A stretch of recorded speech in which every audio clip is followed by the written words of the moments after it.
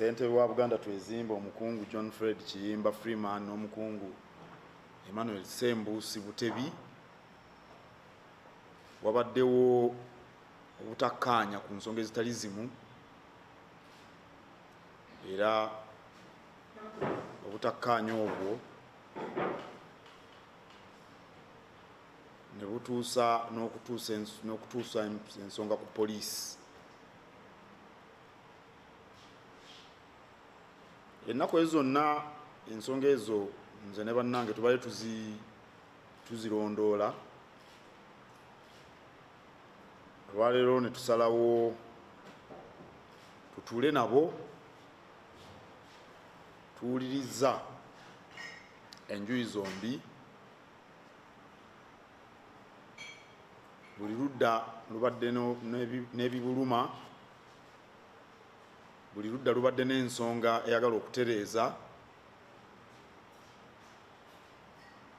naye kikulu ku nkomerero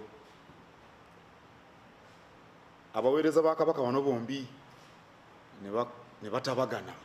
Oluvannyuma lw'ensinkano ne Kamalabyonna wa Buganda kikkaanyiziddwako nti ensonga zonna ezibadde mu kkooti n'ezibadde ku poliisi byonna biggibweyo era bye bimu ku nzikaanya gye tutuuseeko. N'olwekyo ebyo byonna ebibadde bibategeezeddwa ku makya ga leero okuva eri looya wange nti mu ssaawa 48 mukulu ono omukulu Ssembuusi Butebi Emmanuel bye yabadde ayogedde ebikwatagana ne ssente nti tugenda mutwala mu mbuga z'amateeka, ebyo byonna byonna tukkaanyizza byonna bibeere nga bikomaawo.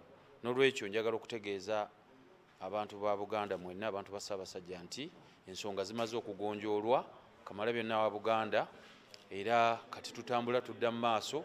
Era ensonga lwaki omukulu ono mumulaba wano. Olunaku lwa leero tukimaliza nga tulina Oweekitiibwa Katikkiro ne tumaliriza, era buli nsonga yonna tugittaanyizza nga tugenda kuba nga tutambulira wamu, nga tukolera wamu, tuzimbe Buganda ne Uganda okutwaliza wamu, nga tuli ne muganda wange ate muzzukulu wange ku sayidi endala John Fred Kiyimba Freeman.